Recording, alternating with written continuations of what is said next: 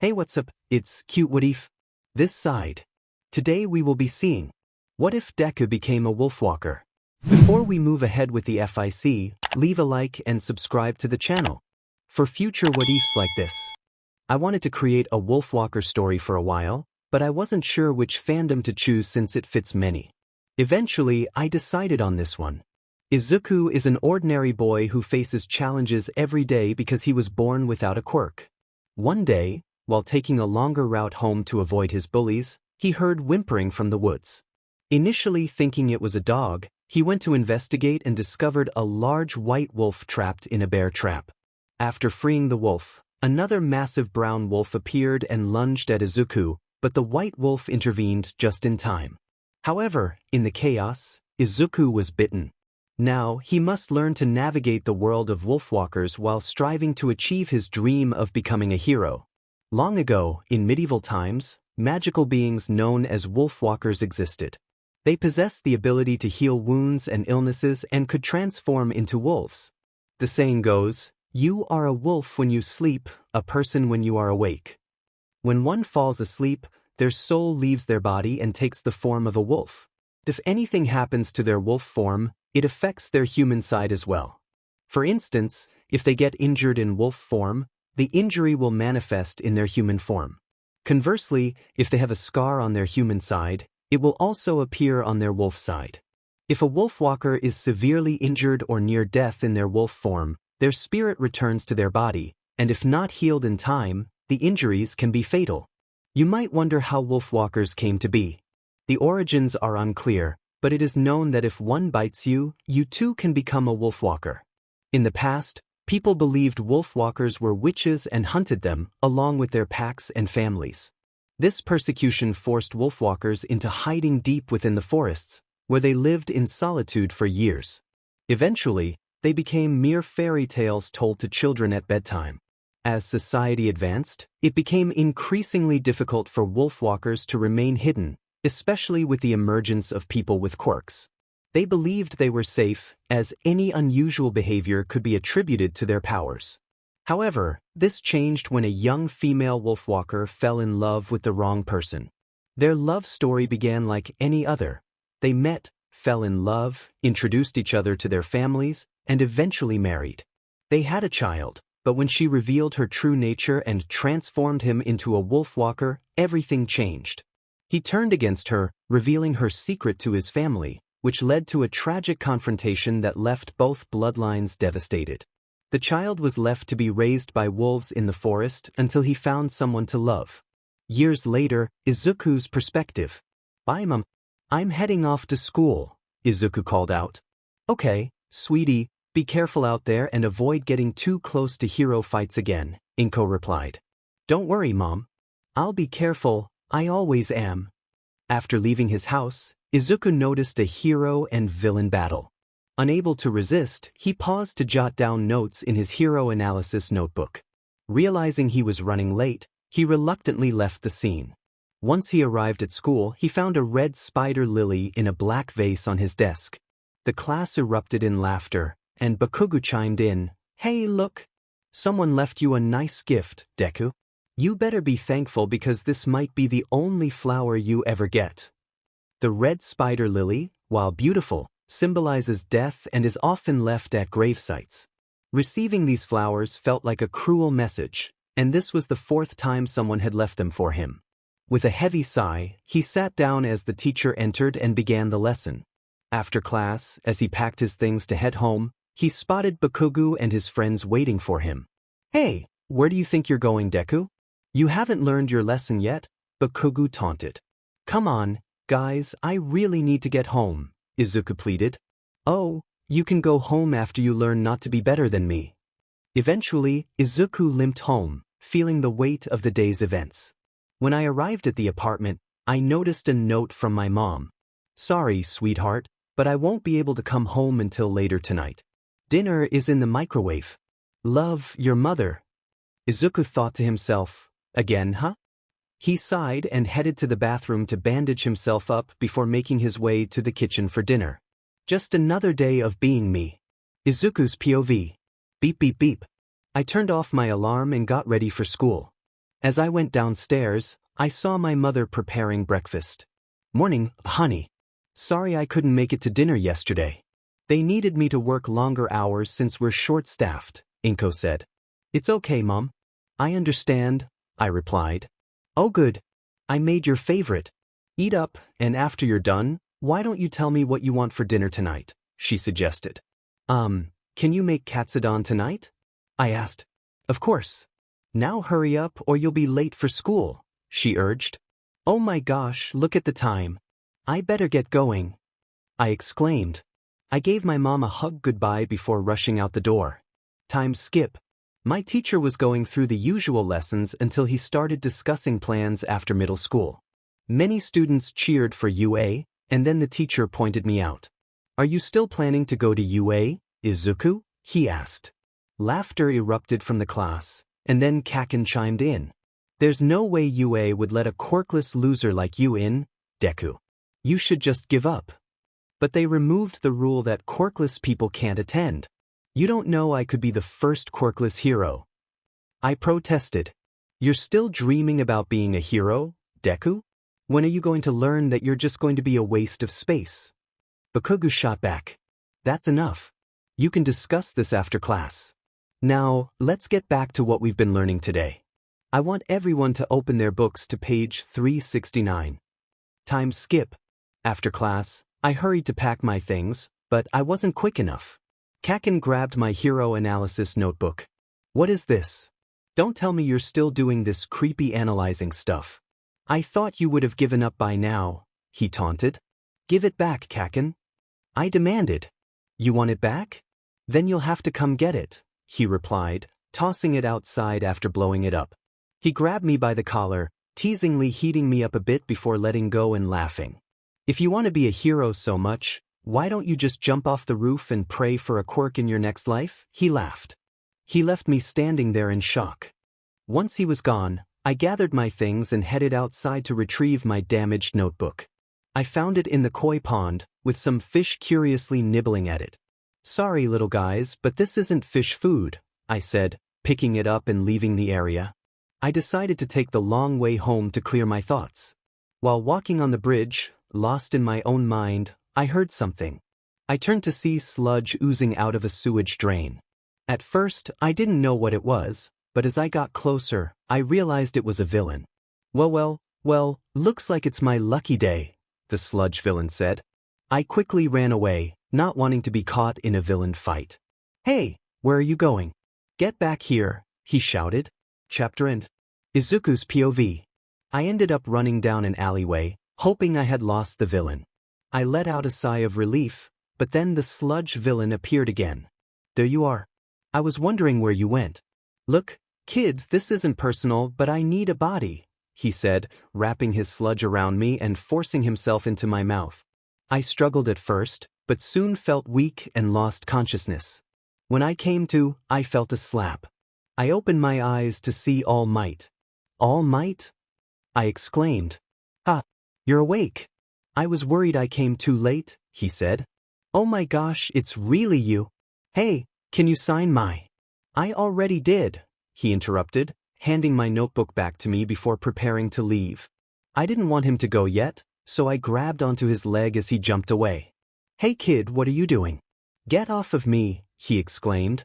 If I let go, I might not survive. I replied. Oh yeah, good point, he said, landing on a rooftop. Kid, I don't have much time, he warned.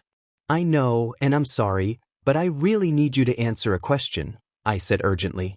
Well, hurry up because I really need to get back, he urged. Can someone quirkless be a hero? I asked. All Might looked at me seriously before disappearing in a puff of smoke, revealing a skinny man who resembled him. I panicked at first, but he explained he was All Might and I calmed down. I thought I had more time, he sighed. I'm sorry, sir, I didn't know I... It's okay. It was a secret which I hope you can keep, he said. Of course, I will keep it a secret. If the villains find out, your life would be in danger, I promised. Thank goodness. Now, about your question, villains don't care if you're powerful or not. They will attack you regardless and can cause serious injuries. So, Can someone quirkless be a hero? I'm sorry, but no. I don't think someone quirkless can be a hero. It's a good dream, but you should be more realistic. Consider being a doctor or a police officer if you want to help others. He walked off, leaving me on the rooftop. I walked to the edge of the building, contemplating jumping off, but I froze. If I jumped, my mother would be upset, and I didn't want her to cry. Right then and there, I decided I would try to stay strong for her. When I got home, I found another note from her. Had to run out to grab some groceries. Be back in a little bit. Love, Mom. I sighed and waited for her in the living room. Time skip. I had been waiting for quite a while and started to feel worried. It shouldn't take this long for her to get back, so I decided to go looking for her. As I walked to the store where my mother should be, I stumbled upon a chaotic scene of villain fight. The destruction was overwhelming, but what I saw next was something I could never have prepared for. I saw my mother lying there, and at first I didn't recognize her. But when I caught sight of her familiar green hair, a scream escaped my lips as I rushed toward her. I desperately hoped to feel a pulse, anything, but there was nothing. Some police officers tried to pull me back, but I fought against them, pleading to be by my mother's side. Just as I was about to break free, I felt a sharp pain in my arm, and then everything went dark. When I came to, I found myself in a hospital room. Confusion washed over me as memories flooded back, hitting me like a freight train. I tried to get out of bed, and just then a doctor walked in. "Oh, you're awake," he said. "Where is my mom? I need to see her. Is she all right?" I asked, panic rising in my voice. "Kid, you need to calm down. Freaking out won't help," he replied. I knew he was right, but I needed to know if she was okay. She had to be okay. She was one of the strongest people I knew. "Is my mom all right?" I pressed. "I can't say anything at the moment. I'm not the best with this kind of news, but someone is here to see you." "I'll go get them," the doctor said before leaving. A wave of dread washed over me. Please don't tell me I lost my mom. She was one of the kindest people alive. She couldn't be gone, not yet. The doctor returned with someone I didn't recognize at first. But as I looked closer, I realized who he was. "Hello, Izuku Midoriya. I'm Detective Tsukachi, and I'm here to ask you a few questions if that's all right," he said. "Oh, that's fine," I replied, my heart racing. "Do you have any other family I can contact?" He asked. "Sorry, but I don't. It was just my mom and me." "Is she okay? Please tell me she's okay." "She's all I have left," I pleaded. "I'm sorry, Midoriya, but she didn't make it," he said gently. "No, this can't be happening to me. If there's no other family that can take you in, we'll have to take you to an orphanage or put you into the system," he continued. "No, you can't do that. No one would want me. No one would want someone who is quirkless. She was the only person who seemed to care, who took care of me when things got tough. She can't be gone. She just can't," I cried, tears streaming down my face. The detective looked at me with a mix of sympathy and guilt. "Can you at least tell me what happened?" "She just went to the store to get some food for dinner." "She didn't do anything wrong," I asked desperately. "Sigh, there was a villain fight between Endeavor and an unknown villain. Your mother, along with a few others, got caught in the crossfire. The doctors did their best to bring her back, but it was too late. I'm so sorry this is happening to you, but I know things will get better over time," he said. "No, they won't get better.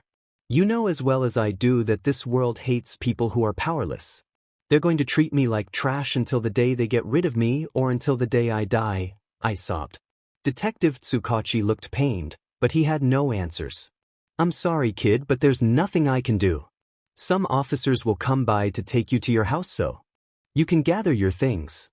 I didn't respond, tears continuing to fall. Why was this happening to me? I hadn't done anything wrong, yet it felt like the world was against me. After I was released from the hospital, the police officers took me home to gather my belongings. I packed my notebooks, clothes, some of my mother's jewelry, important documents, my phone, photos, food, money, and a lot of my All Might memorabilia. In the end, I had 3 bags in my backpack. You might wonder why I was taking my All Might stuff with me. It was simple. I had a feeling the place I was going wouldn't treat me well, so I planned to sell my All Might items for backup money.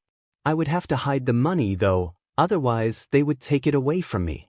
Once I was ready, the police officers took me to an orphanage. At first, they acted nice, but once the police left, they took me down to the basement and locked me in a small room. The only light came from a small window. "This is where you'll be staying, useless brat. I don't want to hear anything from you for the rest of the day, got it?" the supervisor said. "Yes, ma'am," I replied, feeling defeated. "But it seems you already know the rules. I don't have to teach you then. Now, I know you have school tomorrow, so you better get some rest," she said before leaving. With a heavy sigh, I lay down on the hard floor. I knew this would happen, but at least I had a plan. The next day, while everyone else was eating, I headed to school. I took all my All Might items with me, hoping to sell them before classes began. At the pawn shop, they offered me a good amount of money since many of the items were rare. Even though it was a lot of money, I managed to hide it in a bag behind a bush before heading to school. When I arrived, I was met with whispers and laughter. When I approached my desk, I noticed the same red spider lily there, but Kaken was nowhere to be found. I wondered why. I managed to get through the school day without breaking down, and when it was time to leave, I headed to the bushes, grabbed my bag, and made my way to the orphanage. The caretakers seemed indifferent as I walked in, so I went straight to my small room and sat down to do my homework until they called me to handle the chores. Izuku's POV. I had been at this orphanage for a week, and it was unbearable. I was forced to do all the chores, and some kids rummaged through my belongings, taking things from me. They stole almost half of my money, which I hadn't been able to hide, and nearly took all of my mother's jewelry. The only items I managed to save were her ring and necklace. The workers didn't help me. Instead, they yelled at me for hiding money that they believed should be used for the worthy kids. The other children bullied me, leaving me with more scars than I already had. School was no better. When people found out about my mother's passing, they hurled cruel comments my way that I didn't want to hear. Why did life seem to be against me? Time skip. I sat at my desk alone when a few kids approached me. Strangely, Kaken hadn't shown up to school in about a week. I figured it was because of my mother's funeral, but of course, I wasn't allowed to attend. Bully 1. Hey, look, it's the quirkless loser. Bully 2. I heard your mom died. I bet she was so tired of taking care of you that she took the easy way out. Bully 3. Or maybe you just caused her death because she was fed up with you. They continued to blame me for my mother's death, and I couldn't help but feel guilty. After all, she had gone out to get food for the dinner I had asked for. If I hadn't asked for Katsudon, maybe she would still be alive. Time skip again. I took the long way to the orphanage, not wanting to return just yet. As I walked, I heard whimpering from the forest nearby. Thinking it might be a dog in distress, I went to investigate. When I arrived, I was shocked to see a massive white wolf with green eyes caught in a bear trap.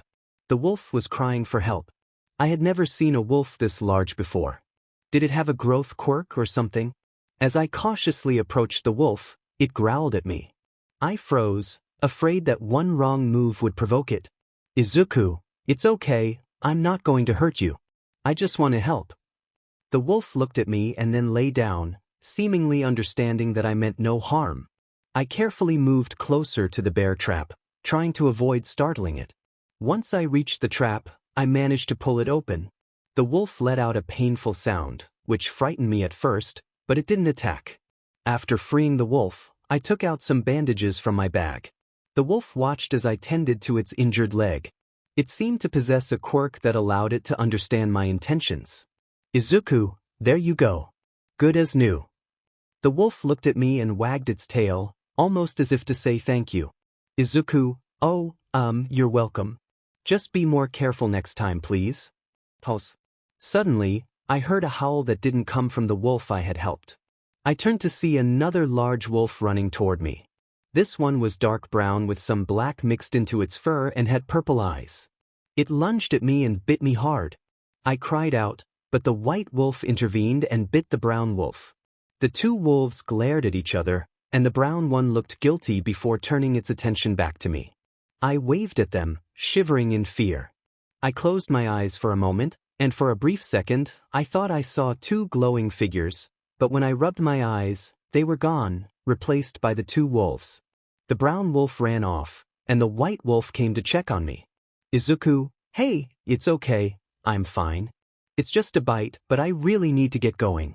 I don't know how long I'm allowed to be out here before the people at the orphanage get mad. I don't want to be punished, so, bye? The wolf watched me as I left, but when I turned to look back, it had disappeared. I bandaged my arm where the wolf had bitten me and walked toward the orphanage. Izuku's mind, I hope they don't get mad at me. Izuku's POV. When I entered the orphanage, the first thing that happened was I was yelled at. Caretaker, where have you been? Izuku, I was sidetracked while walking back, sir. Caretaker, OH really? You should have returned 30 minutes ago. You have chores to do and you have to cook dinner for everyone tonight. Now you'll be punished. Before I could plead or stop him, he began to hit me, berating me for being useless and saying no one would want to adopt someone like me. After he was done, he told me I wasn't allowed to eat or sleep until all my chores were finished. I nodded, then got up and limped to the bathroom. No one's POV. Somewhere deep in the forest, two figures began to converse. X? I didn't mean to, I'm sorry. See? You bit him, Xylo. He's going to turn into one of us now. I thought you had learned not to do that. Xylo, I forgot, okay? I saw you hurt, and my instincts took over. See? Well, thanks to you, we have another Wolfwalker wandering around. He won't understand what's happening to him, and you know that. He'll be alone with powers he won't comprehend. Xylo, I'm sure everything will work out, Cal. Besides, he'll probably think this is just part of his quirk. As long as he has help with his loved ones, everything will be just fine. Cal? No, everything won't be just fine. You bit an orphan, and not only that, I think the orphanage he's being held in is abusive. Xylo, how do you know that? Cal? He told me, and when he started talking about the orphanage, he seemed scared and upset. He's going to need our help, and besides, we've always wanted to have another child. Xylo, Cal, you know how painful it is for us when we take in a child. Don't you remember what happened to Ricaro and Lychee? Cal? Yes, I do. When they were alive, we had the happiest times of our lives. Ricaro lived a long, happy life and had a family we could still visit. Lychee became a hunter, and what happened to him wasn't our fault. This kid needs us, Xylo, and if you're not going to take responsibility for your actions, then I will. Xylo, I hate when you're right, but how are we going to do this? How do we know he won't turn out like my father? Cal, I'll send in Banjo. He can keep an eye on him while I get everything ready for his arrival. I have to prepare his room because he won't be staying here in the woods with you. Xylo, fine, just please be careful. I don't want to lose you. Cal, you won't lose me, Xylo. I promise. Somewhere else. As Izuku cleaned up around the orphanage, he didn't notice a dark green bird watching him closely. Izuku's POV. I didn't get much sleep last night thanks to the work the people at the orphanage forced me to do. I was made to clean everything, which took most of the night. When I finally finished, I went to bed, only to have a strange dream and a peculiar feeling. When I closed my eyes, I swear I saw a golden glow, and it felt like my soul was leaving my body. But when I opened my eyes again, there was nothing. Of course, I didn't get any sleep that night, and the next day was a school day too. Izuku's mind, I really hope I don't have to deal with anyone today. I walked to school, and when I arrived, people started whispering and laughing. I was too tired to hear what they were saying, so I just ignored them. I ended up sitting at my desk, trying to keep myself awake. After all, this was the last day of middle school, and then I would be free from this hell. Since I was trying to stay awake, I didn't listen to anyone, not even the teacher who was explaining something to the class. I didn't care because it shouldn't be that important since this was the last day. I stayed there until school finally ended. I grabbed my things only to be pushed back down. I looked up to see Kaken. Izuku's mind, you've got to be kidding me. I thought he had already left the school. Bakugu, there you are. I was wondering where your useless self was. I guess you're finally alone, Deku. Izuku's mind, I really don't want to deal with this right now. Bakugu, no one cares about you. I softly said, shut up, but he didn't hear me as he kept talking. Bakugu, I guess you're an orphan now since your mom died. I said, shut up, again, but this time it was a little louder. Of course, he didn't hear me again. Bakugo, I also didn't see you at the funeral. I guess you weren't invited, which is just sad.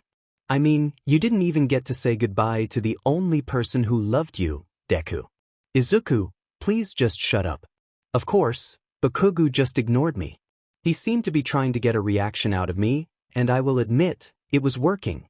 Bakugo, when I came back, people were saying you were the one who caused your mother's death. They said she died because she didn't want to deal with you. I don't know if that's true, but I do know that night she was getting food for dinner, so I bet it was your fault. You killed Auntie Inko, Deku. I just know it and I'm going to make you. Izuku, shut up. I slammed my hands on my desk before he could finish his sentence. I just snapped. No one's POV.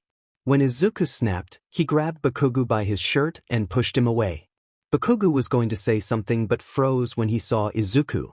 Izuku's eyes were glowing green, his nails had turned into claws, and his teeth looked sharper. Izuku let out a growl that no one had ever heard before and slapped Bakugo, leaving a scratch on his face. Izuku growled, "You have no idea what happened that night. That night changed me, and now you're here just blaming me?" Bakugo was in shock. He had never seen Izuku like this before. Not only that, but he looked wilder than usual. Izuku growled, "Stay away from me, Bakugo. I get it, you're not my friend anymore, but no one talks to me about my mother. She was the only person who cared for me, and if I hear one more word about her from your mouth, I will make you regret it. Got it?" Izuku then grabbed his things and left as if he hadn't even been there. Bakugo was frozen, but after a few minutes passed, he said the one thing that was on his mind. "Bakugo, what just happened?" Izuku's POV. When I left school, not having to return, I felt freer than usual, but I was also confused. I didn't know what had happened because I think I blacked out or something.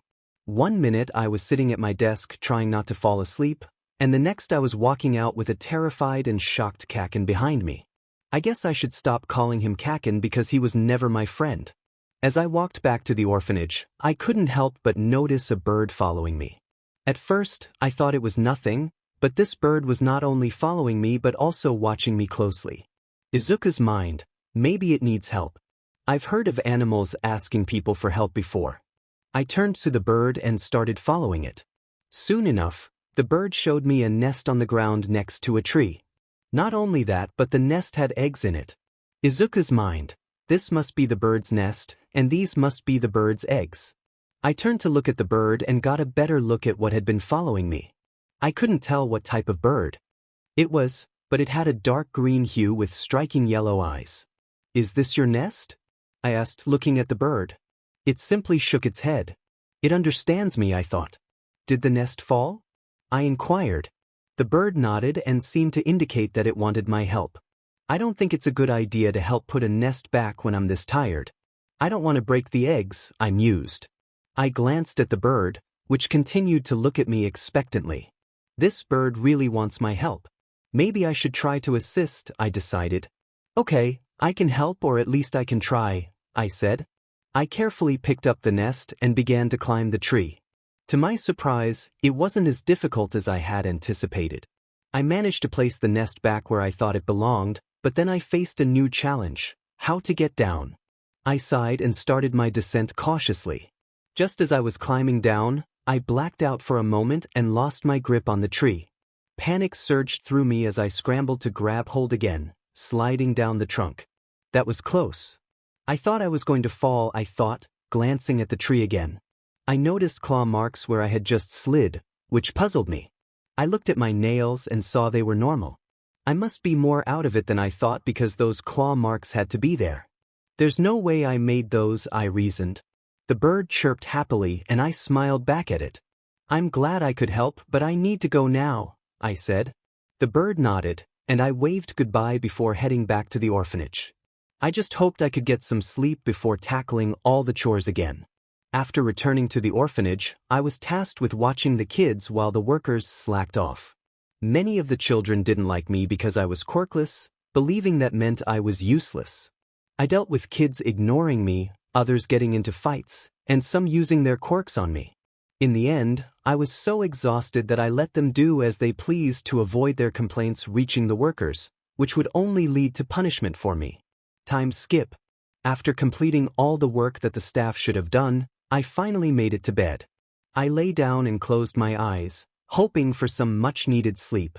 As I drifted into a deep slumber, I noticed a familiar golden glow. When I opened my eyes again, I found myself awake and confused, turning to see my body still sleeping. I panicked and accidentally made a lot of noise, causing one of the caretakers to call out from a distance. Oh no! What is happening to me? Is this my quirk? Wait, are the caretakers coming down the stairs? I need to hide. If they find me like this, it will be the end of me, I thought frantically. I searched for a place to conceal myself when I heard a tapping at the window. I turned to see the familiar dark green bird looking at me, gesturing for me to come out. The window. I can escape through the window, I realized. As the caretakers approached, I climbed to the window, opened it, and slipped out just in time as they entered my room. I peeked back to see them searching before leaving me to sleep. Letting out a sigh, I began to panic again. Was this my quirk? Was I just a late bloomer? Lost in thought, I felt something tap the top of my head. What was that? Oh, it's you, the bird I helped, I said, recognizing it. The bird chirped at me before flying around, clearly wanting me to follow. Okay, I'll follow you, but give me a moment to figure out what happened to me and what type of animal I am.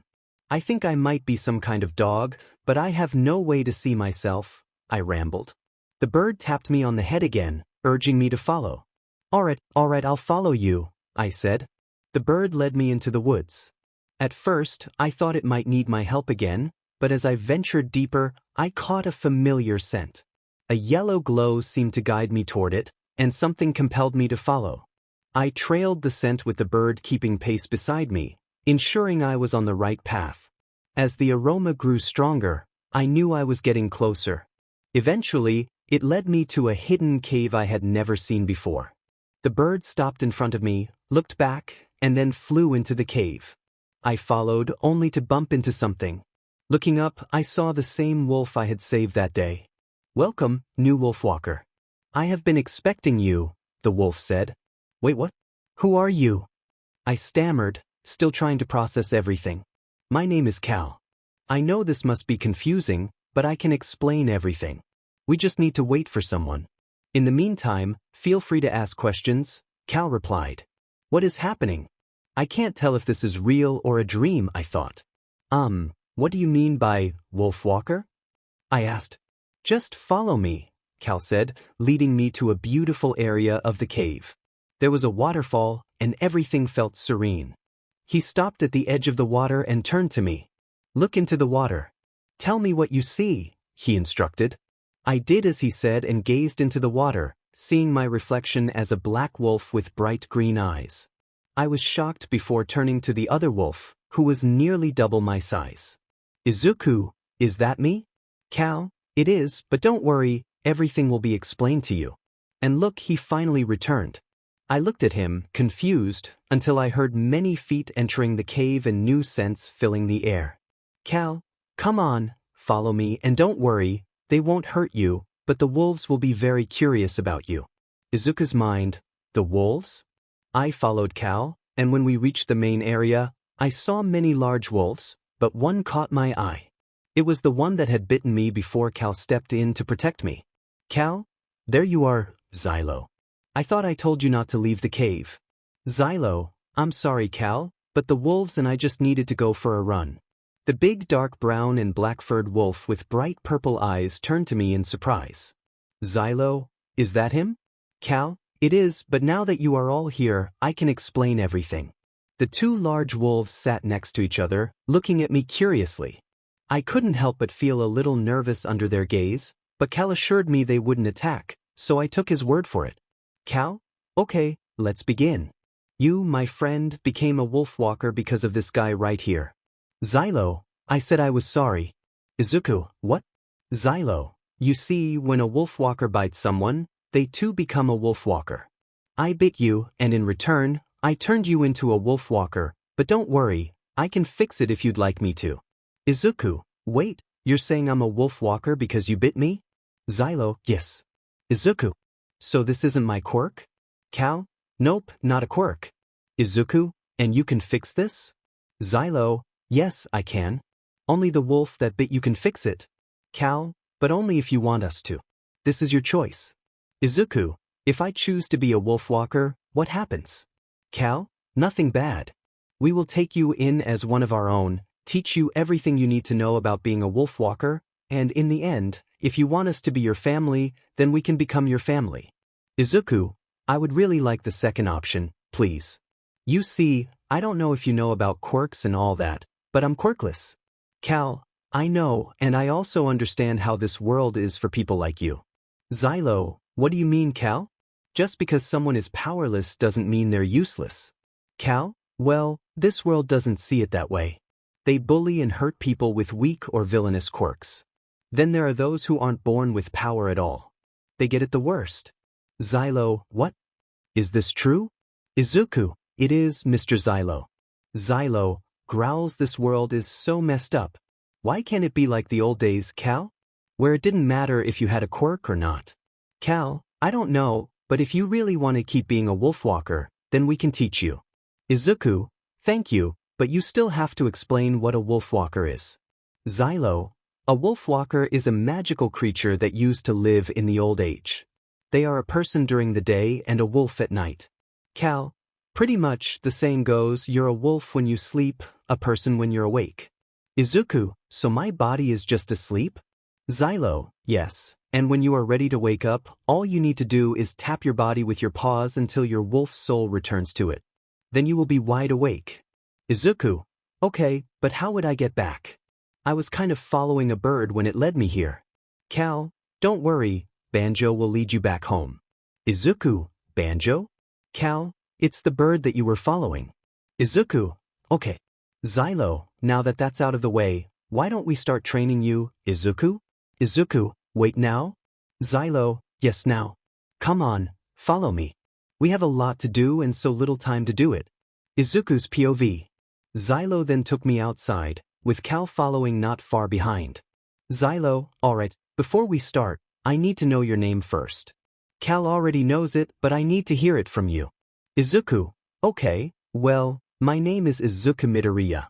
Xylo, it's nice to meet you, Wait, can I call you Izuku? I'm just used to calling people by their first names. Izuku, you can call me Izuku. It's okay. Xylo, right, anyway, why don't we start with the basics, shall we? Izuku, okay? So what do I do first? Xylo, first, close your eyes. Tell me, what do you hear? What do you smell? I followed his direction, and at first, I didn't understand what he wanted me to do until I decided to relax. Izuku, I hear your voice? Xylo, no, silly. Sai, you don't need your eyes to see and be one with nature. You can perceive everything else with your senses and power. You can sense every movement in this forest. Your paws can feel through the earth and ground. You can smell everything around you in the wind. Izuku, wow, this is amazing. I don't need my eyes to see. I can picture everything in my head just fine. I opened my eyes and looked at Xylo happily. Xylo, that's not even the best part. You have 4 legs now, which means you can run really fast and jump high. With some training, you can learn how to land on your feet like a cat. Come on, let me show you how magical these woods are. Xylo then let out a howl, and all the other wolves came out. Cal, come on Izuku, we're going for a run. Then all the wolves took off, leaving me a little behind. Izuku, hey, wait for me. As we ran, I couldn't believe how fast I was going. It was amazing. Cal, keep your nose down and become a wolf. I followed his lead and started catching up to them. I began jumping over logs and high places before finally catching up. This felt incredible, and for the first time in a long time, I felt free, like nothing could hurt me. We continued running with the whole pack. I saw things I wouldn't normally see, and it was breathtaking. Xylo, here at night, we become one with nature. We ran a little more until I spotted a cliffside. I stopped in my tracks as everyone jumped over it. It looked amazing. Xylo and Cal then looked back at me. Cal, come on Izuku, you can do this. It was scary when I first had to do this, but you'll be alright. Izuku, I nodded before running back. Once I was far enough, I dashed forward and jumped. I made it, but Cal had to catch me. Izuku, thank you, Cal. We started running again until Xylo stopped at a huge puddle and splashed Cal. I couldn't help but laugh as we all began splashing around. Then it started to rain, but the rain looked amazing and felt refreshing on my wolf body. We played in the rain for a while before it stopped, and we all ran to a cliffside where the full moon hung above us. We howled at the moon before heading back.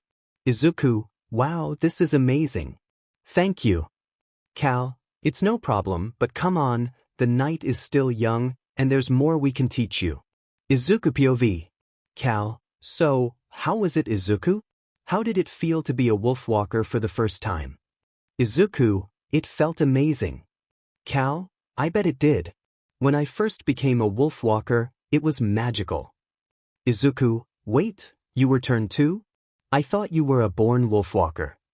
Cal, no, I wasn't. I was turned by Xylo, just like you were. Izuku, if you don't mind me asking, can you tell me your story about how you became a Wolfwalker? Xylo, are you sure you want to hear that little tale? It's kind of nerve-wracking. Cal, look who decided to join us.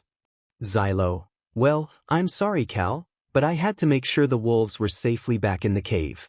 Some of them wander out and get into trouble if I'm not there. Izuku, so, can you tell me? Cal, maybe another time, Izuku. After all, you're still learning and my past is kind of personal. Izuku, oh okay. What about you, Xylo? Xylo, sorry Izuku, but unless Cal talks about his past, I won't tell you until I feel like you need to know. Izuku, alright. Xylo, how about you tell us about your past unless it's too personal for you? Then you don't have to. Izuku, no, it's fine. I actually don't mind. I've heard that talking to someone can help. Cal, okay, but only if you're comfortable with it.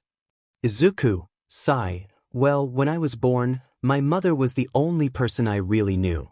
My father left to go overseas because of his job. I had a best friend, and I used to call him Kakin. We were the best of friends, and I would say I was the happiest little boy alive. Until I found out I didn't have a quirk. When I was told that I was quirkless, everything just fell apart. My father stopped supporting us and abandoned us, my best friend became my biggest bully, and no one cared about me. You see, my dream was to become a hero, but my mother didn't believe in my dream. At least she still loved and cared for me. Cal, did any of your teachers step in to stop the bullying? Izuku, no. The teachers encouraged them, and they wouldn't listen to me. When I asked for help, they just told me I was doing it for attention. Every adult I asked for help turned their backs on me. It got to the point where I had to learn how to take care of myself just to get by, and even then, the bullying only got worse. Xylo, what about your mother? Did she know? Izuku, no, she didn't. I didn't tell her because she had a lot on her plate taking care of me. I didn't want to burden her, so I kept it to myself. Then the threats started happening. I would ignore them, but when my so-called best friend told me to end it all on the same day that a hero I looked up to shattered my dreams, I was so close to doing it. I just couldn't because of my mother, but of course, the world had to take her away from me too and leave me as an orphan. The orphanage I was forced to stay at was terrible, but I had nowhere else to go. Xylo, oh my gosh, I am so sorry you had to go through that, little pup. No child should ever experience that kind of pain. Izuku, it's okay, I'm used to it, but I better get going back to my body. You said that touching my body would wake me up, right? Cal, yes. As long as you touch your body, you can wake up. Over time, we'll teach you other ways to wake up, but are you sure you have to go back? Izuku, yes, I'm sure. Unless I get adopted by a nice family, which I don't see happening, I won't have any other place to live. Xylo, I see. We understand. Banjo can lead you back to the orphanage and we'll see you tomorrow, pup. Izuku, bye guys. I will see you tomorrow. With that, I ran off with Banjo leading the way to the orphanage. Izuku POV. I was able to get back to the orphanage safely with Banjo's help. When I finally entered the room, I managed to return to my body and wake up before any of the workers noticed. I got dressed before heading up to make breakfast for everyone. When I was done, everyone started to wake up, and one of the caretakers walked up to me. Caretaker, do you know what happened last night? Izuku, no? What happened? Caretaker, we heard a noise that sounded like an animal in the basement last night. We also saw that your window was open, so I guess you have a little friend down there now. Izuku, oh great. Caretaker, it's great because there might be a raccoon down there ready to surprise you in your sleep. But Izuku's mind, yeah, great. Caretaker, now that you're done eating, I want you to do all the chores in the orphanage again unless you want to sleep outside in the dark, and I think it's going to rain later on tonight. Izuku, yes sir. Izuku's mind, I didn't even touch my breakfast. Time skip. I was doing all the normal chores when a caretaker took me aside and locked me in a closet. They would do this every time a family or an adult came to adopt. The reason they want to keep me here until I'm 18 is unclear. Cal walked into the orphanage and approached the front desk. Hello, I'm here to adopt, he said. Oh, of course. Follow me.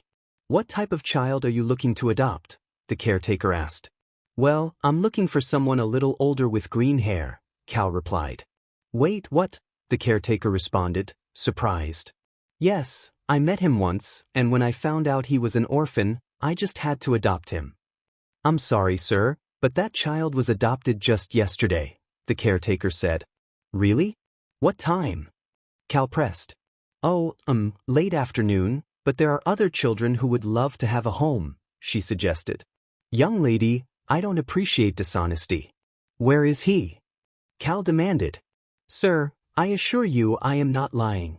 I know you are because I just saw him outside a few minutes ago before he was taken in. Where is he?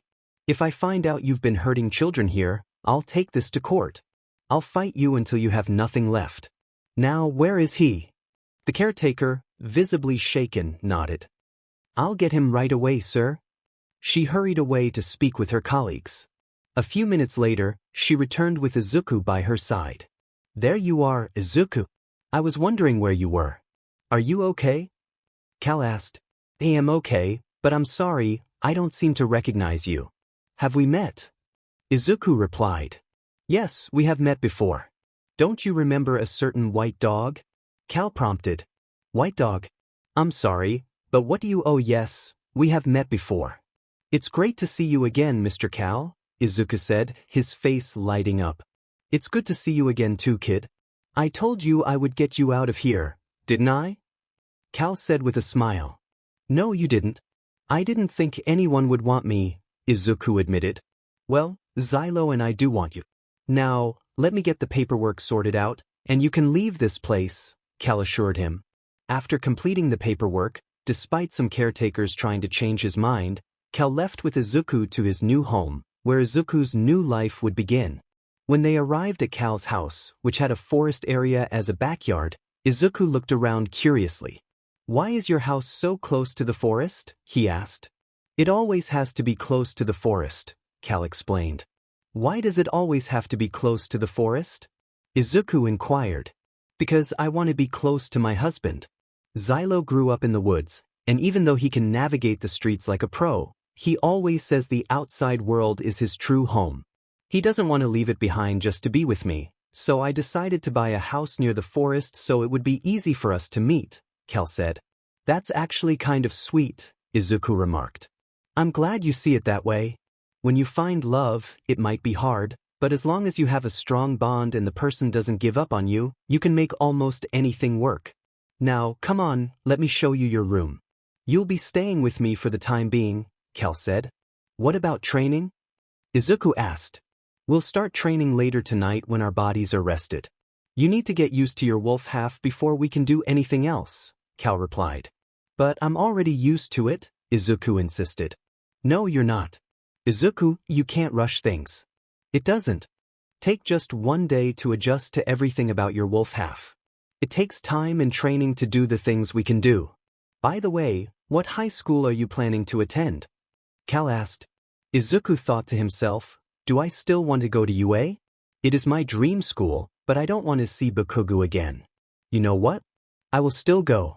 It is my dream to be a hero, and no matter what happens, I will keep following my dreams. I want to go to UA, Izuku finally said. Why is that? Do you want to be a hero or something? Cal asked. I do. Being a hero is my dream, and now that I've become a Wolfwalker, I think I finally have a chance to follow my dream, Izuku replied with determination. Cal sighed. Izuku, what's wrong? You don't look very happy. No, it's just that Xylo and I really don't care much about heroes, that's all. There might be some issues we need to discuss, Cal said. Okay? Wait, you don't like heroes? Why not? Izuku asked, puzzled. Xylo and I have been around for a long time, and no, we can tell you at the Wolf Cave tonight, okay? Right now, we should get your room ready, Cal said. Okay, Izuku agreed. Later that night, Cal and Izuku were in their wolf forms, running toward the pack cave. The wind against their fur felt exhilarating. When they arrived at the cave, Izuku saw Xylo approaching them in his wolf form. There you guys are, Xylo said, walking up to Cal and giving him a warm hug before turning to Izuku. Welcome to the family. It's been a while since we've raised a child as if it were our own. Xylo, I think it's time to tell Izuku our story, Cal suggested. Why is that, Cal? I thought you said he wasn't ready, Xylo replied. Well, Izuku here wants to be a hero. I think we should share some of our past with him to help him understand why we don't like heroes, Cal explained. Okay, that seems fair. Do you want me to start or should you? Xylo asked. You can start with your part, and I'll jump in with mine as needed, Cal said. Alright, that seems fair, Xylo agreed. Wait, so you guys are actually going to tell me your story? Izuku asked, intrigued. Alright, so long ago, when quirks were new to the world, my mother fell in love with the wrong person and had me. When that man discovered the truth about Wolfwalkers, both sides of my family clashed, leaving me alone. I was then raised by my family of wolves. We had to move frequently because people would come into the woods trying to harm the wolves that were raising me, Xylo began.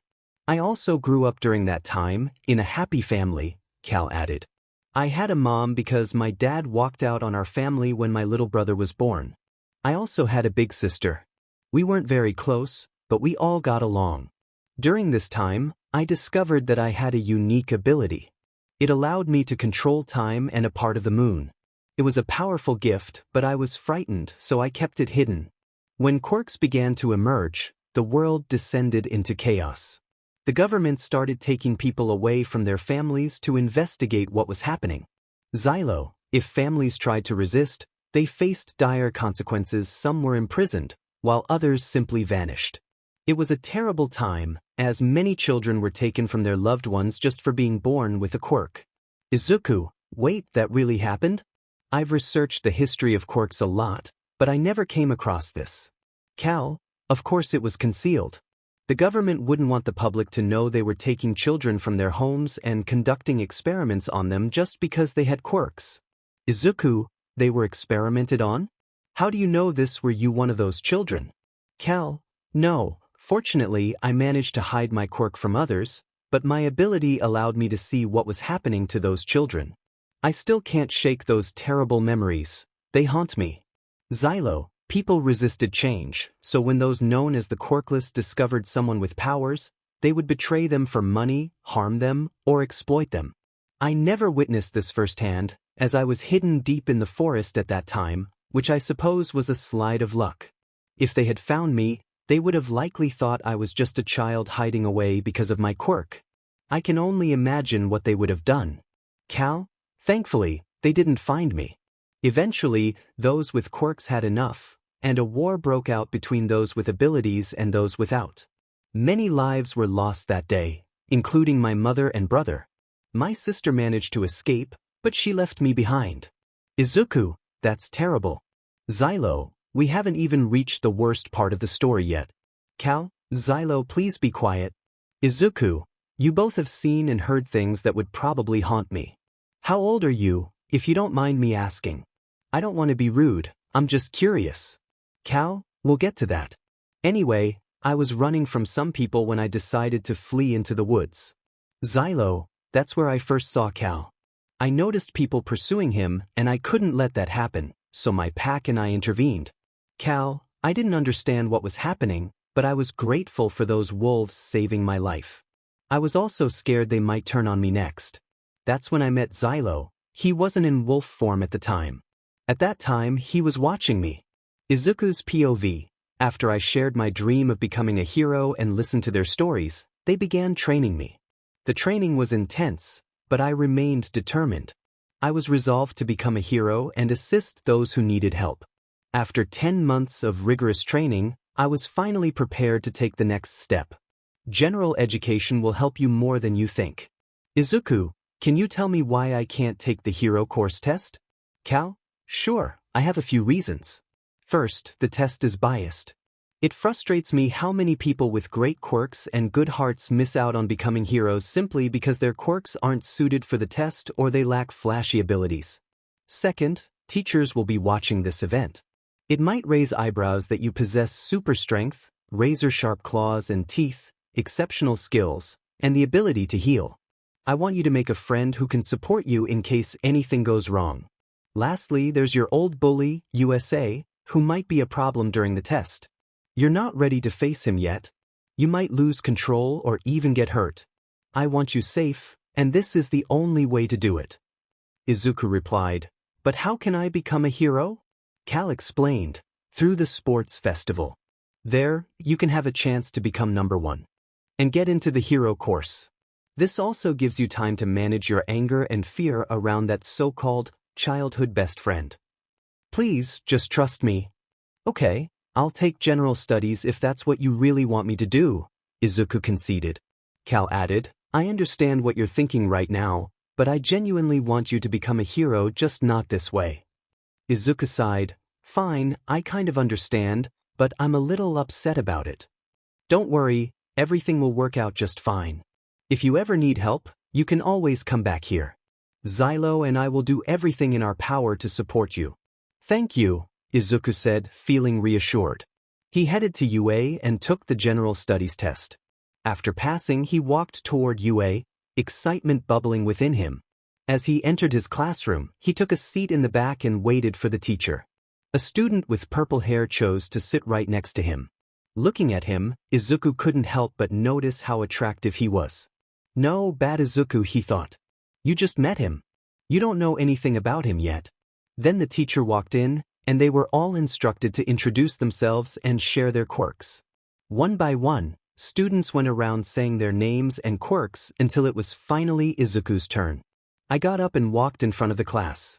Izuku's mind, okay, just like you practiced. Izuku, hi, my name is Izuku Midoriya, and my quirk is called Sleepy Wolf. I then headed back to my seat and sat down when the person with purple hair stood up. Shinso, my name is Hitoshi Shinso, and my quirk is brainwashing. He then returned to his seat. As he did, I heard whispers from the other students, which reminded me of the bullying I had endured in middle school. This was going to be a long day. Izuku's POV. The lunch bell rang, and students began to leave the classroom. I hurried over to Shinso as he walked to lunch alone.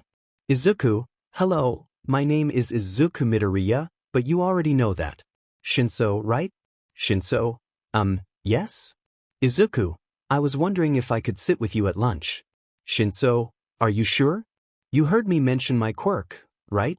Izuku, yes, I'm sure. Just because your quirk is called brainwashing doesn't mean you're going to use it on me. Now, come on. I grabbed his hand and started pulling him to the lunchroom.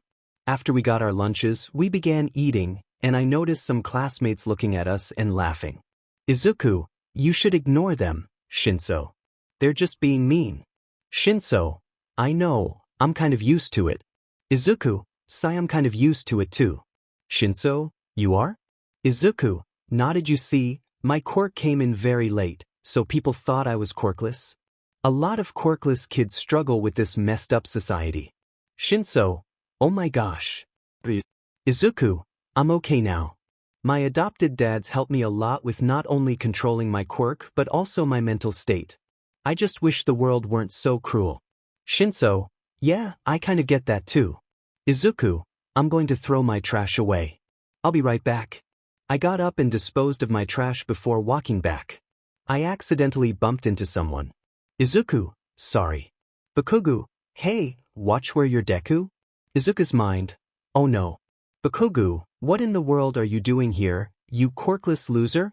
He grabbed my shirt and pushed me against a table. People started watching us and I slowly got up. Izuku, it was my dream to come here, Bakugu. I'm not going to bother you, so good day. He looked at me in shock for a moment before grabbing me by the shirt again and using a bit of his quirk on me. Kirishima, hey, Baku bro, this isn't cool. Let him go. Kaminari, yeah, let him go. Bakugu, no, I need to put him in his place. He knew he shouldn't have come here, and yet here he is. That's when Shinso walked up to Bakugu and pushed him away from me. I let out a sigh of relief as he turned to me. Shinso, Midoriya, are you okay? Izuku, yes, I'm okay. Thank you, Shinso. Bakugu, who are you? Shinso, that's none of your business. Now leave us alone. Bakugu, why? Kirishima, oh bro, that's enough. Stop it before someone gets hurt. Bakugu lunged at Shinso, and I snapped.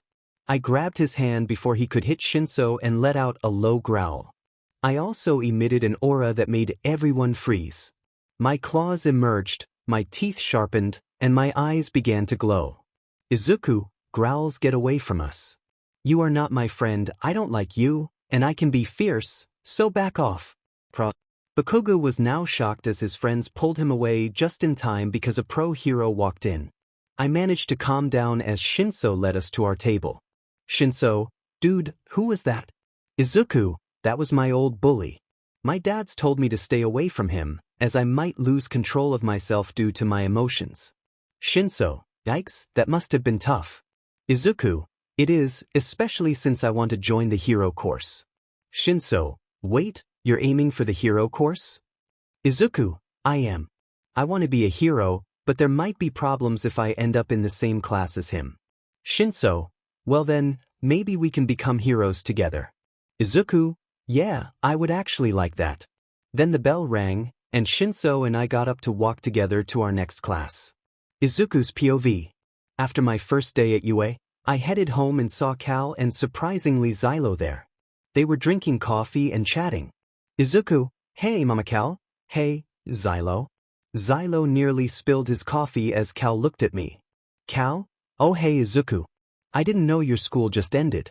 How was your first day? Izuku, my first day went really well. I made a friend. Cal, that's good. Did you run into any trouble with that bully?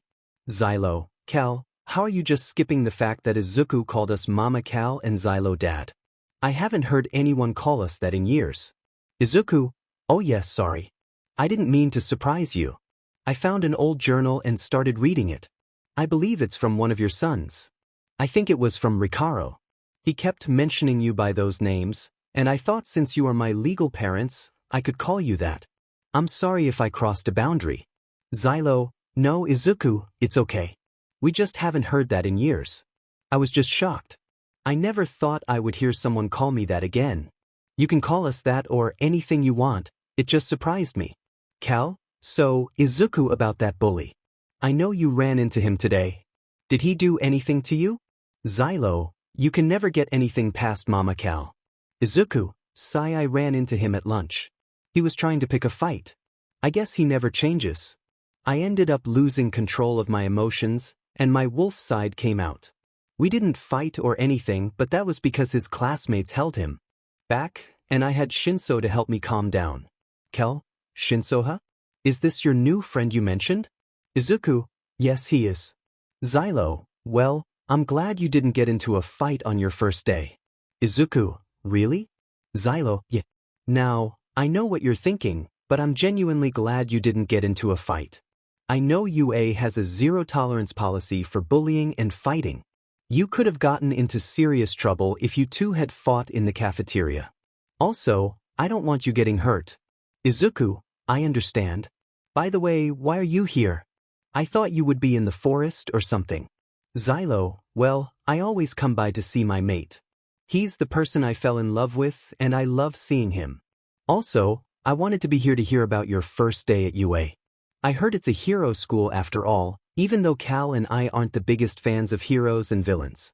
Izuku, I see. Well then, when do I start my training again? Cal, we will start tomorrow. We need to find a schedule that works for you because if we don't, you won't be able to get enough sleep. Also, this is your first day of high school. I want you to relax a little before we start training you again. Xylo, now about that journal. Where did you find it? I thought we moved all of Ricaro and Lychee's things to the attic. Izuku, I found it in the pillowcase. Xylo, of course you did. Izuku, do you want me to give it to you so you can put it away? Cal, no, it's fine. You can keep reading it. Just let me know if you want to learn more about our other two sons. We have a lot of their things up in the attic. We could also visit Ricaro's family too. Izuku, really? I would think this would be a hard subject for you guys. Xylo, it is a hard subject to talk about, sure, but in the end, you're also our son too. Now, with that all out of the way, what do you want for dinner? Izuku, can we have katsudon tonight? Of course. Let me get everything set up, and we can cook it together. The next day at UA arrived. Last night, my parents showed me more of the forest, even though I had already seen and heard everything. I won't lie, running deep in the forest with my family and pack always feels amazing. It reminds me that I'm not alone now, as I have people, or should I say wolves, on my side. They will always have my back when I need them the most. As I walked to UA, I ran into a little problem. Apparently, word got out that All Might works here, and now the press was trying to get interviews with him. Izuku's mind. I guess someone must have spilled the beans. Great. I tried walking through, but I kept getting stopped. They kept asking me questions about the hero course and All Might. I was getting annoyed, and that's when I spotted Bakugo. Izuku, sorry, but I'm not from the hero course, he is. I pointed to Bakugo. They all thanked me before heading over to him. I was able to walk through, and as I turned back, I saw Bakugo looking quite displeased. I entered my class to see Shinso there smiling. Shinso, so, how was it? Izuku, it was a nightmare. I'm going to find out who ratted out that All Might works here.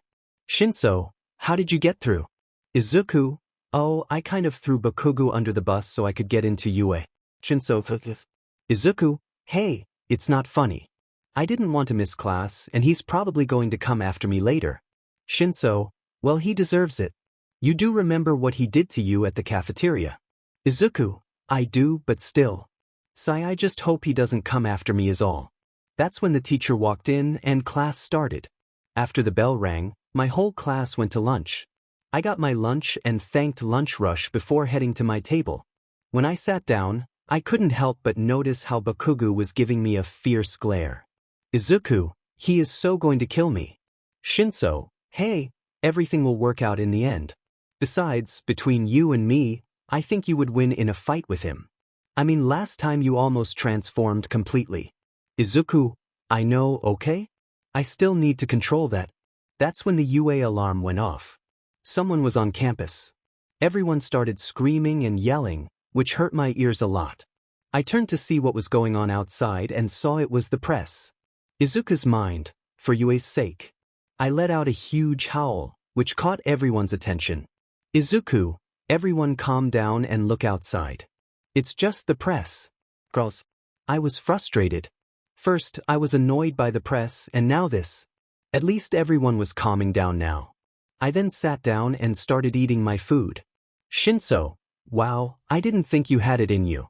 Izuku, they were hurting my ears, Shinso, and not only that, but this is supposed to be a hero school. Some of these people are going to be heroes, and the first thing they do in a line of danger is panic like, come on. Shinso, I agree with you. They are supposed to be heroes, and I've never heard a real hero panic and try to flee like that. Bell rings. Izuku, let's just head to class. I am so done for the day. Shinso, agreed. I was walking to school with a sore body since a certain someone wanted me to train harder than ever last night. Izuku's mind, I can't believe Zydad made me train for hours and also made me promise not to tell Mama Cal. I think Zydad forgot that Cal's quirk is literally called time. I already have a feeling that he knows. I almost feel bad for Zydad. Almost, but he did kind of train me without talking to Mama Cal first. I entered the building and sat down next to Shinso as class started. Shinso, hey, Midoriya, did you hear what happened to Class 1A yesterday? Izuku, no, I didn't. What happened? Shinso, so apparently, they went on a field trip to something called the USJ. They were supposed to learn hero stuff there, but a bunch of villains appeared out of nowhere and attacked them. Izuku, that's horrible. Was anyone hurt? Shinso, some of the students got minor injuries, but I heard one of the teachers had to be rushed to the hospital. Izuku, I hope that teacher is okay. Shinso, I hope so too. If All Might hadn't shown up in time, that teacher would have most likely been in serious trouble. Izuku, yeah, that's great. Shinso, what's wrong? Izuku, nothing's wrong. Shinso, don't lie to me, Midoriya. You just started acting weird when I mentioned All Might, so what's up? Izuku, sigh, it's just that I'm not a big fan of All Might anymore. Shinso, did something happen? Izuku, I met the guy when I was still quirkless. It was the day that I lost everything. Bakugo told me to end my life that day, and while walking home, a villain attacked me. All Might saved me and in my excitement, jumped onto his leg as he leaped away, wanting to ask him a question. We ended up on top of a roof, and I asked if someone quirkless could be a hero. He told me no. That day, my dreams of becoming a hero shattered into a million pieces. I thought about giving up, but I kept living for my mother. Then I lost her due to a villain attack, but between you and me, I think the hero endeavor accidentally caused her demise. Shinso, oh my gosh. Midoriya, I am so sorry that happened to you. Izuku, it's fine really. I just don't like All Might or Endeavor anymore and wouldn't care if they suddenly disappeared. Anyway, I heard that the sports festival is coming up. This is our chance to become real heroes, Shinso. Shinso, I know, and I'm excited but also worried. I haven't trained much for the festival, but I'm sure everything will work out fine. Izuku, hey, why don't you drop by my house then? My dads would love to meet you, and we can train together. Shinso, I would actually like that, but wait, you have more than one dad now? Izuku, yes, I do. After losing my mother, I was forced to go into an orphanage where one of my dads, whom I like calling Mama Cal, adopted me. My other dad, Zyded, has been training me to be a hero, even though he's not the biggest fan of heroes and villains. Shinso, oh, and why is that? Izuku, that's not my story to tell. Also, Shinso, I have a question. Can I call you Hito? Shinso, only if you allow me to call you Aizu. Izuku, okay. I don't see a problem with that. Shinso, alright, so Aizu, what time should I come over? Izuku, after school. You can follow me home. My dads won't mind. Shinso, then it's settled. I will walk with you to your house after school. Izuku, sounds like a plan to me. After Ye ended, I took Shinso to my house. He was surprised to find out how close I lived to the forest area. Shinso, I didn't know you lived so close to the forest. Izuku, well, where do you think I've been training? I can't train at the beach anymore because it's been cleaned up, and I can't train in the house due to an accident my father had. Mama Cal doesn't want his house messy, so we train in the woods. Shinso, that's smart. I walked up to the door and opened it with my keys before both of us stepped inside. Izuku, Mama Cal, I'm home. Cal, hello Izuku. How was school today? Oh, I didn't know you were bringing a friend home. Is this the boy you've been talking about? Izuku, Mama Cal. Shinso, you've been talking about me? Izuku, just kill me now. Cal? Laughs, there's no need for that. Yes, he's been talking about you for a while now. He doesn't have many friends, so when you became his friend, he couldn't stop mentioning you at the dinner table. Izuku, Mama Cal, you're embarrassing me. Cal? Okay, I'll stop for now. Also, if you're looking for Zyded, he's in the woods. Izuku, okay, thank you Mama Cal. Cal? Also, before you go, Shinso, are you going to stay for dinner? Shinso, can I really? Of course. I just need to know now so I can make more than usual. Shinso, yeah, sure. I would love to stay for dinner. Izuku, hey, isn't it Zyded's turn to cook? Cal, it is, but I'll let him slide today since he'll be training you and your friend. Shinso, wait, how did you? Izuku, it's his quirk. He knows everything, and sometimes it gets a little freaky. Shinso, oh I see. Izuku, Come on, let's go find Zaidet. We both walked into the woods. After going deeper, I was suddenly jumped on from behind. Shinso? Izuku? Izuku, laughs Shadow. Stop. That tickles. I'll play with you later. Shinso, oh my gosh, Izuku, are you okay? Izuku, yes, I'm fine. Shadow would never hurt me. Right, boy? Shadow, woof woof. Shinso, Izuku, that's a wolf. Izuku, I know. He's part of our pack. Shinso, our pack? What do you mean? Izuku, well, you see, my adopted dad and I have very similar, if not almost the same, quirk. It's rare for someone to have the same quirk as a non-blood relative. We both have wolf-like quirks. My quirk is called Sleepy Wolf, and my dad's quirk is called Wolfwalker. Shinso, Wolfwalker? As in the legend? Izuku, you've heard of it? Shinso, my mother used to tell me fairy tales about them. To think your father named his quirk after a legend, and you said your quirks are practically the same, right? Izuku, yup. Shinso, huh, that's unique. Izuku, hey look, there he is. Zaidet over here. Zaidet, oh, hi Izuku, and hello to Izuku's friend. I didn't know you were bringing a friend over today. Izuku, yes, well I did. He was wondering if you could train him in hand-to-hand combat. The sports festival is coming up, and we need to train hard if we want a chance at the hero course. Zaidet, I see. Well, I would love to train him. Shinso, wait, really? You will train me? Zaidet, of course, but Izuku here will have to do his little trick we've been working on after I teach you some ways to defend yourself. Izuku, but Zaidet, I told you it's hard to fall asleep just by closing my eyes. I would need sleeping pills or something. Zaidet, it's not impossible, though, Izuku. I can do it, so you can too. If you master this, you can fall asleep and wake up anytime you want. Izuku, fine. Zaidet, now then, what's your name, Izuku's friend? Shinso, my name is Shinso. Zaidet, well, Shinso, why don't we get started, alright? Time skip. My dad started teaching Shinso some ways he could defend himself and even fight back. It took a while for Shinso to learn the basics, but he also seemed to be a fast learner. Zaidet, alright, I think you got it. Now, Izuku, that trick. Izuku, but Zaidet. Zaidet, don't Zaidet me. We had a deal, and besides, I just need to see if you're doing it right. Izuku, fine. I then sat down cross-legged and closed my eyes. I heard a loud gasp before opening my eyes again to see that I had transformed into a black wolf. Izuku's thoughts raced. Oh my gosh, it worked. It actually worked. Sure, it took a month of training to achieve this without relying on sleeping pills or melatonin, but it actually worked. Shinso exclaimed, wow, just like the legend. Xylo asked, what legend? Shinso replied, the Wolfwalker legend. Izuku, your quirk is almost exactly like the legend, and Mr. Moon was it. Xylo responded, you can call me Xylo.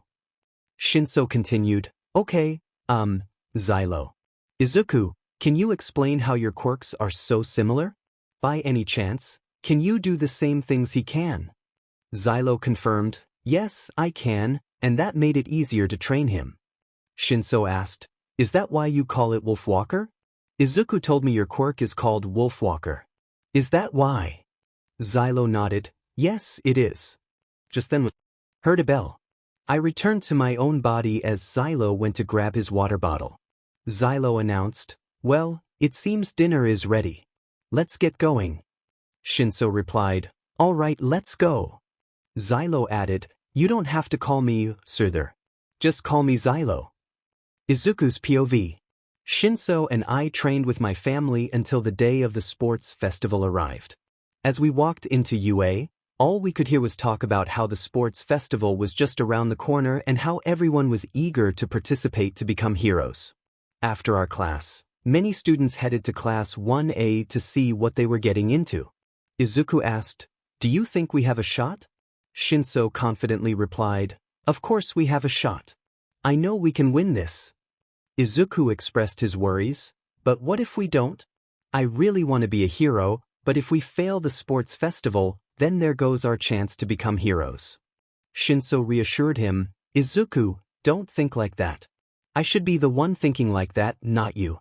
Just like your dad said, everything is going to be just fine. Izuku sighed, I hope so. Time skip.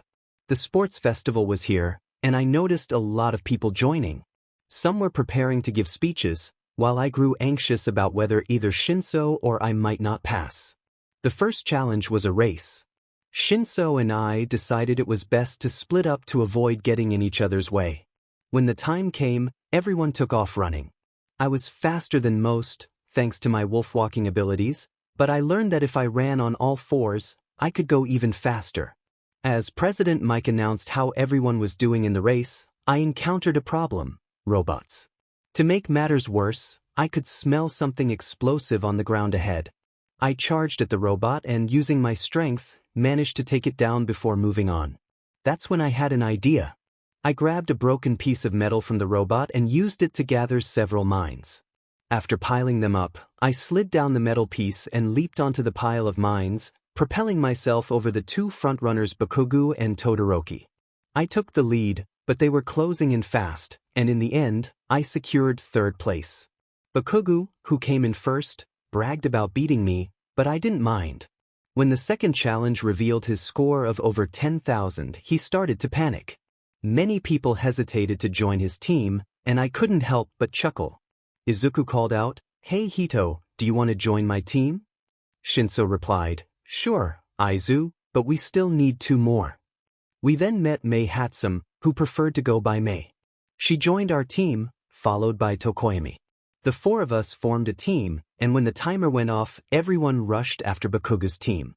While everyone was distracted, we used Dark Shadow to snatch unsuspecting opponents' headbands. When others came after us, Shinso either brainwashed them or we used Mei's jetpack to escape. After that challenge, we learned that the final challenge would be a one-on-one battle, and it just so happened that Shinso and I would face off first. Shinso said, "As fate would have it, we have to face each other. You're surely going to win." Izuku suggested, "How about we fight without using our quirks? That way, we both have a fair shot at making it to the next round." Shinso agreed, "I like that idea." Time skip. As President Mike called us up, we took our positions, waiting for him to start the fight. When he shouted for us to go, we both began to spar. Many in the stands were confused, as this was supposed to be a quirk versus quirk battle, not hand-to-hand combat. President Mike exclaimed, "It seems our challengers aren't using their quirks. What is going on?" Aweza remarked, "It seems they are showcasing their hand-to-hand combat skills. Perhaps their quirks aren't that flashy, and they've decided to see who is best in close combat." Shinso was skilled, having trained hard before the sports festival, but I was determined not to lose. I grabbed his arm and pulled him over my shoulder, bringing him to the ground and holding him there. He tried to break free, but I had a solid grip on him, and in the end, he surrendered. Some cheered, but I could tell this wasn't the fight they had hoped to see. I helped Shinso up and shook his hand. Izuku said, "You did great." Shinso replied, "Yeah, but I could have done better." Izuku encouraged him, "Hey, don't beat yourself up. You lasted this long, and I'm sure you'll beat me next time." Shinso smiled, "I hope so." We then left the area as they prepared for the next fight. Time skip again. My next match was against Todoroki, and I wasn't too excited about it. Shinso asked, "You're not happy about facing Todoroki. Why is that? Is it because you know you're going to lose?" Izuku explained, "It's not that. It's just that Todoroki refuses to use his fire because he thinks it's his father's quirk and not his own. That's why I'm upset. I really don't care if I lose or not, but I will try to make Todoroki use his fire." Shinso wished me luck. Good luck with that. Another time skip. My match was up, and now I had to face Todoroki. I knew the chances of my winning were very low, but if I could get Todoroki to see that this was his quirk and not his father's, that would be a victory for me. President Mike, "All right everyone, get ready, get set, go." Todoroki immediately tried to use his ice against me, but I dodged it. He continued to launch ice attacks, making sure I couldn't get close. "Izuku, you look a bit tired only using your ice side. If you used your fire side, I bet you could defeat me." "Todoroki, I refuse to use his quirk. Izuku's thoughts, this again. It's not his father's quirk, why can't he realize that? Suddenly he froze me in place. I closed my eyes and drifted off to sleep. President Mike, wait, did he fall asleep? I guess the winner is wait, why is he glowing? At that moment, my wolf side emerged and kicked Todoroki in the face. He stumbled but quickly regained his balance. President Mike, did a wolf just come out of Midoriya's body? What is this kid's quirk anyway? Aweza, his quirk is called Sleepy Wolf. When he falls asleep, his soul comes out of his body and becomes a wolf. He also gains traits of his wolf strength and senses while awake. President Mike, that's amazing. I've never seen a quirk like that before. While jumping on the ice, I managed to free my human half before returning to my body and waking up. Izuku, you know you're going to lose if you don't use your fire side. For All Might Sake, this is your quirk and not his. If you want to be a hero, you have to use your fire side, whether you like it or not. This is your quirk. I saw his face light up as he realized the truth. He then activated his fire side. Todoroki, you know, if you hadn't said that, you might have won, but now you've just lost. Izuku, come at me with everything you've got, Todoroki. Show me how strong you are. He activated both sides of his quirk and charged at me. I knew I was going to lose, but that didn't mean I wouldn't go down without a fight. I ran toward him and we clashed. No one's POV. Steam enveloped the battlefield, obscuring what happened next. When the steam finally cleared, they saw Izuku out of bounds, badly injured, while Todoroki had a few scratches on his face and arm but was otherwise unharmed. President Mike, it seems our winner is Todoroki. Everyone started cheering, but then Izuku's body collapsed to the ground, causing his wolf side to emerge, which also looked injured. A few people rushed to help Izuku and took him to Recovery Girl as everyone else prepared for the next matchup. Chapter End. Izuku's POV. It had been a week since the sports festival ended, and internships were approaching. Shinso and I didn't have any internships lined up, so our plan was to have my dad teach us more about fighting. While we were talking, one of the hero teachers approached us. It was Eraserhead. Izuku, hey, look who's coming over. Shinso, oh my gosh, it's Eraserhead. Why is he coming over here? Izuku, who knows? Maybe it's about the sports festival. Aweza, excuse me you two. You know you didn't get any internships because you aren't in the hero course yet. Izuku, yes, we know, but we were planning on having my dad teach us. Aweza, your dad, huh? Is he a hero? Izuku, no, my adopted dad isn't a hero, but that doesn't mean he can't train us. You saw how Shinso and I fought. Aweza, so it was your dad who taught you how to fight like that? Shinso, he did. I'm surprised he isn't a hero because I'm sure if he were, he'd be helping people left and right. Izuku, but he doesn't really like heroes. He says that most heroes are just villains hiding behind a mask and that the reason we have villains is because of the world we live in.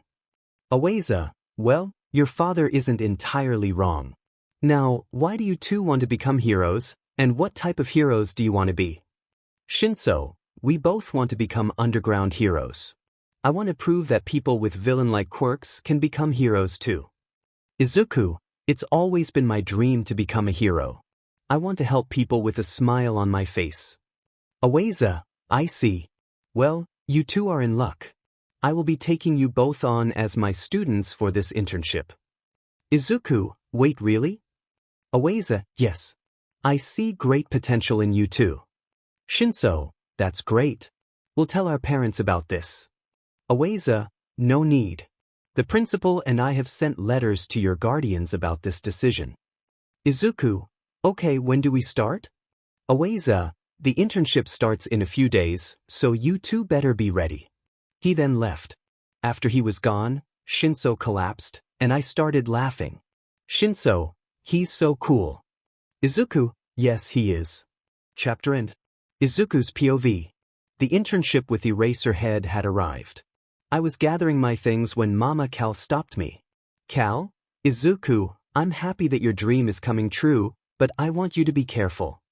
Izuku, Mama Cal, of course, I will be careful. Cal, if you say so. Anyway, have fun with the internship. Izuku, hopefully I will. Bye, Mama Cal. Please tell Zai that I said goodbye too. I will. I then headed straight for UA. Time skip. When I arrived at UA, I saw Shinso waiting for me. Izuku, hi Hito. Are you excited? Shinso, of course I'm excited. Not only is our dream of becoming heroes coming to life, but we also get to train with Eraserhead. Izuku, I know, right? This is a dream come true. Now come on, let's go find Eraserhead so we can get this internship started. Time skip again.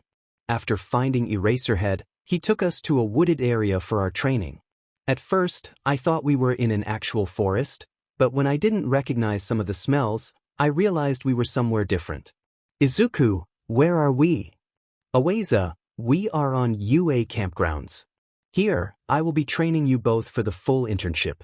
But first, I want you two to fight each other. I caught a glimpse of what you two can do, but I want to know how far you are in your training. Shinso, we can do that, Mr. Erasehead. Aweza, please, just call me Aweza. Izuku, okay then, Sensei Aweza. Shinso and I exchanged glances before we began sparring. We practiced for a few hours until Sensei Aweza called us to a stop. Aweza, that's enough, I've seen enough of your sparring. Midoriya, you mentioned earlier that your adopted dad taught you how to fight.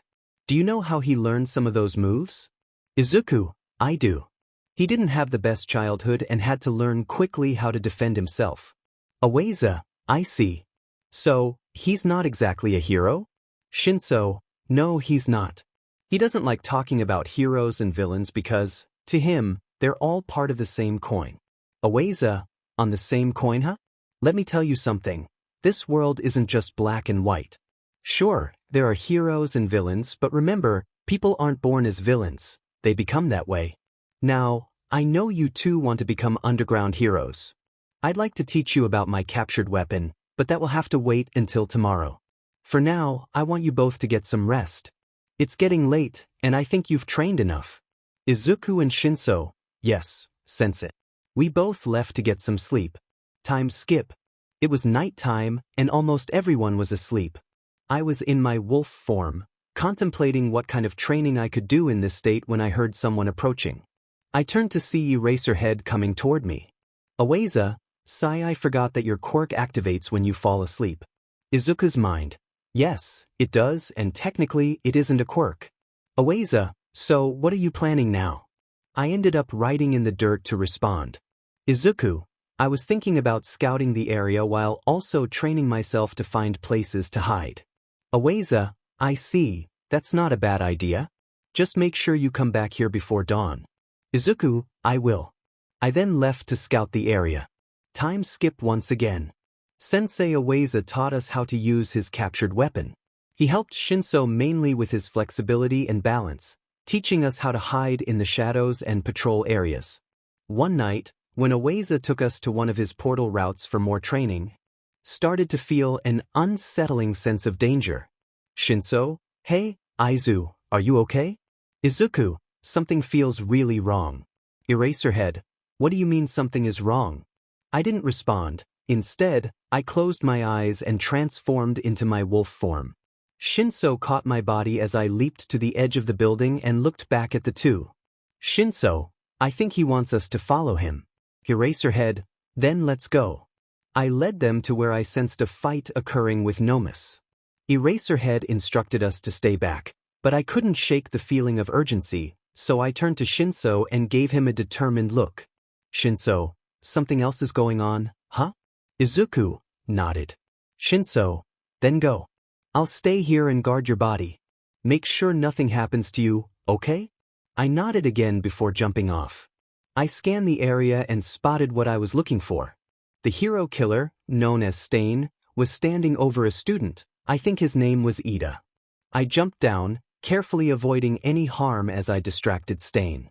Stain, what the where did that crazy ma come from? I growled at Stain while Ida looked at me in surprise. Ida, what are you doing here? This is my fight, not yours. I growled again, silencing him. Then I turned back to Stain. Stain, now I recognize you. You're that student who turns into a wolf when you sleep. Why you here? Is it because of that hero behind you? You need to move unless you want to be my next victim. I growled once more before letting out a powerful howl that hurt both Ida's and Stain's ears.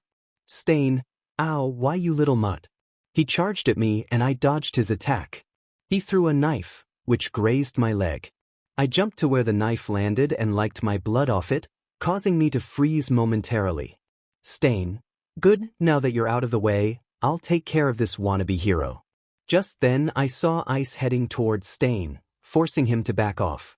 Todoroki, Midoriya, I came as fast as I could when I heard your howl. Are you okay? I tried to nod but remained unable to move. Ida, you're here too. Why can't you understand this is my fight? I growled at Ida, silencing him quickly.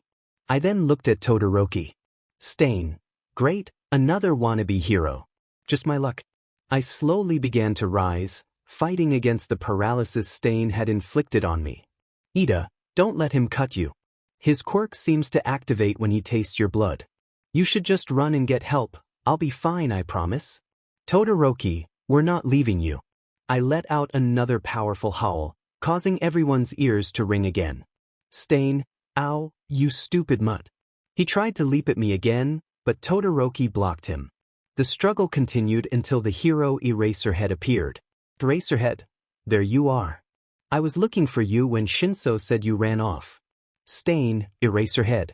What a pleasant surprise. Eraserhead and Stain began to fight as I approached Ida, who was now getting back on his feet. Ida, why did you come looking for me? I couldn't respond, so I looked to Todoroki for help. Todoroki, because you are my friend, and none of us would let you die. Izuku nodded in agreement. The battle between Eraserhead and Stain raged on until Endeavor arrived, and together they managed to subdue the hero killer. Shinso ended up joining us, but before I could return to my body, I noticed an injured Nomu approaching him. I pushed him out of the way just as the Nomu grabbed me tightly. I let out a small whimper as I felt pain surge through me. Everything seemed to slow down as the hero killer attacked the Nomu, shouting that only All Might and I could defeat him. He then froze, having overused his quirk. Eventually, I regained control of my body, which was in rough shape. All three of us were taken to the hospital, where we faced some stern words from the police. Ida apologized to both of us when two familiar faces entered the room. Izuku, oh my gosh, are you okay? I told you to be careful, Cal exclaimed. Cal, you need to calm down. Izuku is fine, as you can see, Xylo replied. I'm okay, Mama Cal, see? Izuku reassured them. We can see that, kid, but when we get home, I'm definitely going to have to help you heal, Xylo added. Hello? Are you two Midoriya's guardians? Ida interjected. Yes, we are. You must be the kid who decided to confront the hero killer, Cal said. Wait, how do you? Ida started. It's his quirk. He can control time itself, so he knows everything that could happen, Izuku explained. Cal sighed. I'm just glad you guys are okay. There was a chance all three of you might have died that day. A chance? How high was that chance? Todoroki asked. Not too high, but there was a greater chance of you dying before our son's hero came to save you. You're really lucky, Xylo replied.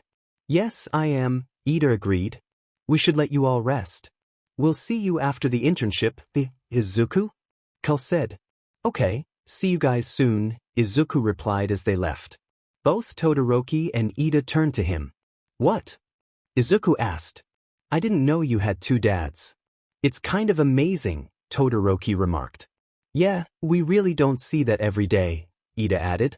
Well, they helped me a lot and gave me a life I thought I had lost long ago. I lost my mom because of a hero versus villain fight. I thought everything was over until Xylo and Mama Cal came along and helped me, even if part of it was by accident, Izuku shared. They sound more amazing than my own family, Todoroki said. Yeah, they really are great. But I bet you have someone in your family who cares for you very much, Todoroki, and the same goes for you, Ida, Izuku encouraged. Yeah, well, we better get some rest before the nurse comes in and scolds us, Ida said. Agreed. Good night, you two. I'll see you in the morning, Izuku replied. With that, everyone closed their eyes and got some much-needed rest, though Izuku had some trouble at first due to his injuries. Eventually, he drifted off to sleep like everyone else. It had been about a month since the internships. Everyone was back in hero class while Shinso and I continued training, whether with Xylo's help or on our own. For a while now, I had been developing feelings for Shinso and wanted to ask him out, but I was too scared of being rejected. I was home, lying on my bed and brainstorming ways to ask him when I heard a knock. "Come in," I called. The door opened, and Mama Cal stepped in. "Izuku, your friend is here." "Oh, he's here already?" I asked. "Yeah, so you better hurry up and get ready," Cal replied. "I will," I said, quickly getting ready. I went outside to find Shinso waiting for me. "So, where are we going?" "Well, I found this amazing cat cafe that sells incredible coffee that you and maybe even Eraserhead would love," I said. "It's that good, huh?" "We'll see about that," Shinso replied. We headed to the cafe, ordered some coffee and baked goods, and sat at a table as cats began to approach Shinso. I felt a bit sad that most of them avoided me. It was a tough life for a Wolfwalker. Cats tended to steer clear of us. "You okay, Izuku?" Shinso asked. "Yeah, I'm fine.